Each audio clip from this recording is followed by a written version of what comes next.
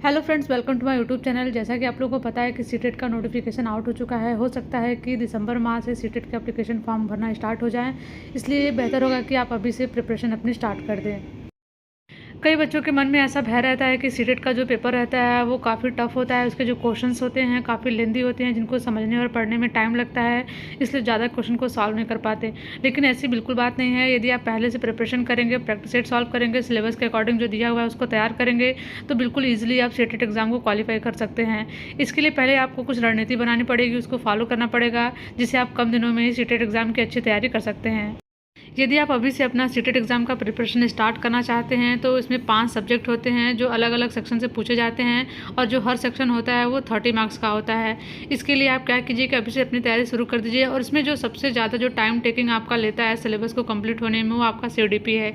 इसलिए मेरी राय यही है कि सबसे पहले आप CDP को टच करें, और उसको जो भी सिलेबस उसका दिया हुआ है उसको आप तैयार करें। CDP का सेक्शन तैयार करने के बाद आप EVS को तैयार करें, क्योंकि EVS की जो क्लास 3 की NCERT की बुक होती है, क्लास 3 की, 4th की, 5th की, उससे हर साल कम से कम 10 से 12 नंबर के क्वेश्चन बनते हैं। इसको आप तैयार करना बिल्कुल भी मत भूलिएगा। इसका हो सके तो आप अभी से नोट्स तैयार कर लीजिए। क्लास 3, 4th, 5th जो NCERT की बुक है, इसके जितने भी क्वेश्चन है सब बार बार एग्जाम में रिपीट करते हैं, और फिर जो प्रीवियस ईयर के क्वेश्चन पेपर होंगे आप उनको पेडागोजी तैयार कर सकते हैं। इससे आपकी जो EVS होगी वो बहुत अच्छे से तैयार हो जाएगी।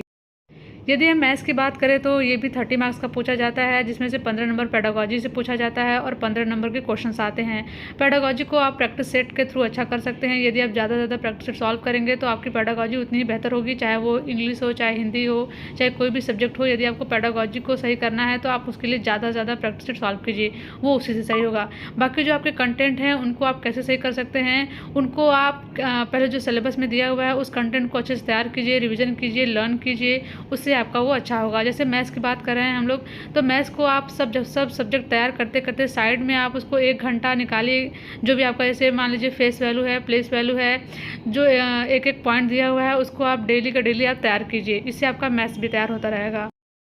नेक्स्ट हम बात करेंगे हिंदी की। हिंदी में भी वही होता है, 30 नंबर का पूछा जाता है, जिसमें 15 नंबर आपकी पेडागोजी होती है और 15 नंबर का आपका कंटेंट से होता है, जिसमें कि एक गद्यांश होता है और दूसरा पद्यांश होता है। देखिए, किसी भी सब्जेक्ट की यदि पेडागोजी आ रही है, चाहे वो इंग्लिश की हो चाहे हिंदी की हो, जैसा आपको पता है कि यदि आप सीटेट का पेपर देने जा रहे हैं तो उसमें 50% जो क्वेश्चन होते हैं वो आपके पेडागोजी से होते हैं। और पेडागोजी का मतलब आप तभी लॉजिक लगा सकते हैं जब ज़्यादा से ज़्यादा प्रैक्टिस सॉल्व करें। इसका कोई भी मंत्र नहीं है, कोई भी शॉर्ट ट्रिक नहीं है तैयार करने का। इसका बस एक ही तरीका है कि आप ज़्यादा से ज़्यादा प्रैक्टिस सॉल्व करें, क्योंकि ऐसे क्वेश्चंस होते हैं जो आपके समझ पर आधारित होते हैं, और समझ पर आधारित क्वेश्चन को आप तभी सॉल्व कर सकते हैं जब ज़्यादा से ज़्यादा प्रैक्टिस सॉल्व करेंगे। तो आपको खुद पे खुद आइडिया लगने लगता है कि कौन सा जो ऑप्शन होगा हमारा करेक्ट होगा, क्योंकि सीटेट में ऐसे बहुत सारे क्वेश्चंस होते हैं जिनको हम केवल ऑप्शंस के द्वारा सॉल्व कर सकते हैं। कम से कम कह सकते हैं कि यदि आप मान लीजिए इंग्लिश का पेपर देने जा रहे हैं तो उसमें आपको 5 से 6 क्वेश्चन बस ऐसे मिल जाएंगे जिनको आप ऑप्शन देख के सॉल्व कर लेंगे, क्योंकि कुछ ऐसे क्वेश्चंस होते हैं जो आपके समझ पर आधारित होते हैं।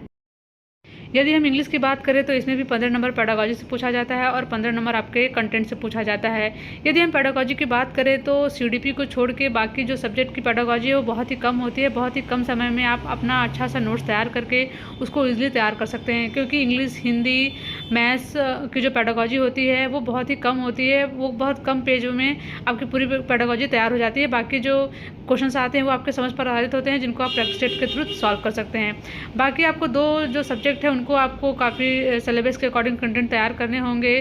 पहला आपका CDP और दूसरा EVS। CDP का जो थोड़ा सा पोर्शन है वो थोड़ा लेंदी रहता है, जिसको मैंने पहले ही बताया कि आपको सबसे पहले यदि तैयार करना है तो आप CDP को ही तैयार कीजिए, क्योंकि थोड़ा ज़्यादा समय लेता है, क्योंकि इसके जो कंटेंट होते हैं थोड़ा ज़्यादा रहते हैं, फिर इसको याद करने में भी हमको समय लगता है। इसलिए आप CDP को तैयार करें, फिर उसके बाद EVS को तैयार करें, फिर थोड़ा थोड़ा रहता है, तो ये तीनों आपका ईजिली तैयार हो जाए।